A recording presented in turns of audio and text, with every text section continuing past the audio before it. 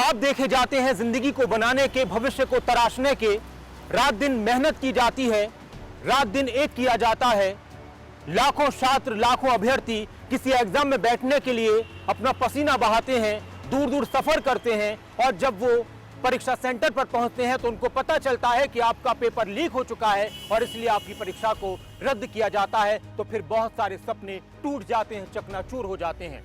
फिर सवाल खड़ा होता है कि लाखों लोगों के साथ खिलवाड़ करने वाले, लाखों अभ्यर्थियों, छात्रों के भविष्य के साथ खिलवाड़ करने वाले, उनकी भावनाओं के साथ खिलवाड़ करने वाले, उनकी मेहनत का मजाक करने वालों को सजा क्या मिलनी चाहिए। कई बार कार्रवाई करने की बात होती है, सख्त कार्रवाई करने की बात होती है। कई बार आरोपी पकड़े जाते हैं जिन्होंने पेपर लीक किए हैं, नकल करवाई है, मजाक बनाया है, उन पर कार्रवाई करने के जिक्र किए जाते हैं, लेकिन कई बार तरीके से कार्रवाई नहीं होती है।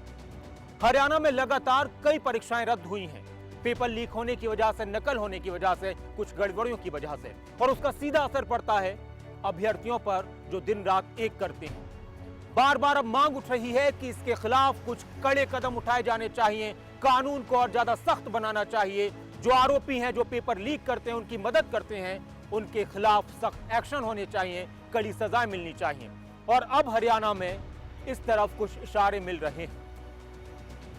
HSSC के जो चेयरमैन हैं, उन्होंने अब एक प्रपोजल रखा है और इसको लेकर उन्होंने विधानसभा स्पीकर से मुलाकात की, हरियाणा के शिक्षा मंत्री से मुलाकात की है। हरियाणा विधानसभा में हो सकता है कि कोई कड़ा कानून इसको लेकर आ जाए, और जो मांग की गई है वो मैं आपको बता देता हूं। नकल विरोधी कानून लाने के लिए अनुरोध करने के बारे में एक पत्र लिखा गया है, और इसमें एक मीटिंग का जिक्र करते हुए ये कहा गया है कि आयोग इस बात पर विचार कर रहा है, आयोग ने इस बात पर विचार किया कि हरियाणा में विभिन्न भर्ती एजेंसियों के लिए नकल की घटनाएं एक चुनौती हैं, और इन नकल की घटनाओं को रोकने के लिए कोई कड़ा कानून नहीं है।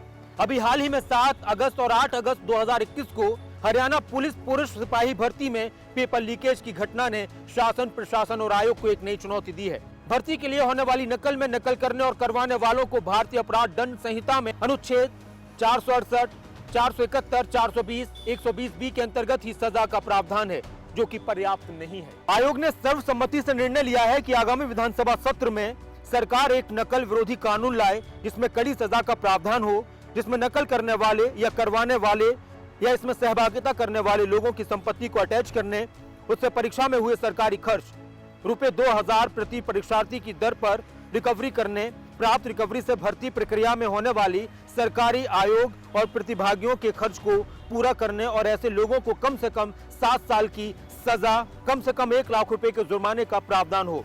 रिकवरी न होने या कम रिकवरी होने की अवस्था में तथा जुर्माना न देने की अवस्था में सजा की अवधि में वृद्धि का प्रावधान हो। नकल में पाए जाने वाले उम्मीदवार को आजीवन हरियाणा सरकार के किसी भी भर्ती में शामिल होने में प्रतिबंध लगाए जाने का प्रावधान हो। इस कानून के दायरे में आयोग, प्रतिभागी, षड्यंत्र में शामिल अन्य लोग, सरकार, प्रशासन के अधिकारी, केंद्रों से संबंधित staff, paper setter, printing press, transporter आदि सभी के विरुद्ध कार्रवाई की जा सके। अगर कोई सरकारी कर्मचारी एवं अधिकारी इसमें सम्मिलित पाया जाता है तो सरकारी नौकरी से बर्खास्तगी का प्रावधान किया जाए।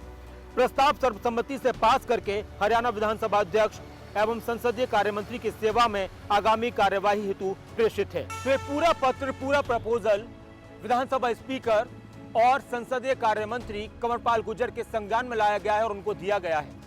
अब देखना होगा कि इस पर विधानसभा में किस तरह की कार्यवाही होती है, किस तरह की चर्चा होती है। हालांकि विपक्ष की तरफ से भी लगातार सरकार को इस मुद्दे पर घेरा जा रहा है।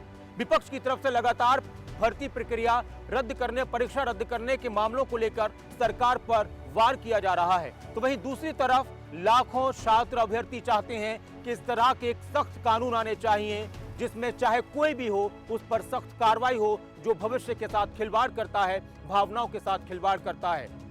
बड़े बड़े अधिकारी, बड़े बड़े नेताओं के भी सम्मिलित होने की खबरें कई बार पेपर लीक में सामने आती हैं, तो उनको भी नहीं बख्शा जाना चाहिए। अब देखना होगा कि सरकार इस मामले को कितनी संजीदगी से लेती है।